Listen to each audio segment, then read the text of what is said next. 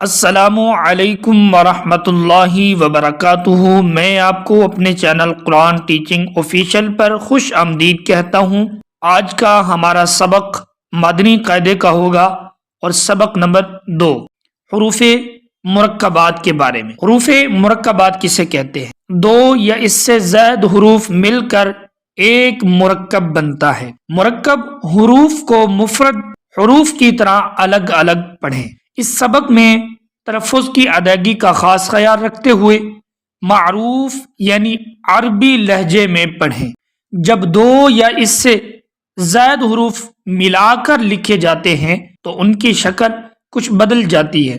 अक्सर हरूफ का सर लिखा जाता है और धड़ छोड़ दिया जाता है। जो हरूफ मुरक्कब होने की हालत में एक जैसे लिखे जाते हैं उनके नुक्तों के रद्दो बदल से पहचान करें। अऊज़ु बिल्लाहि मिनश शैतानिर रजीम। बिस्मिल्लाहिर रहमानिर रहीम।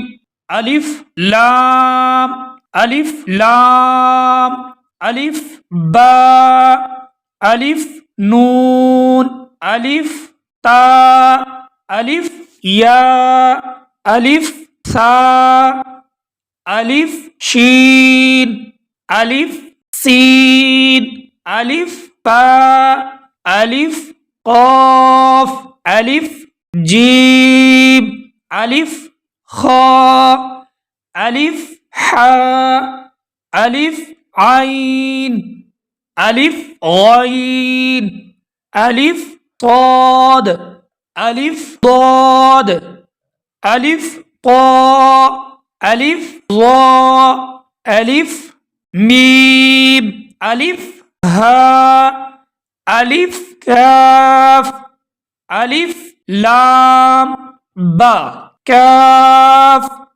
बा काफ ता काफ सा काफ फा ता बा सीन लाम शीन लाम साद लाम दाद लाम फा लाम कौफ लाम आइन लाम गैन लाम काफ लाम काफ नून ता नून ज़ा नून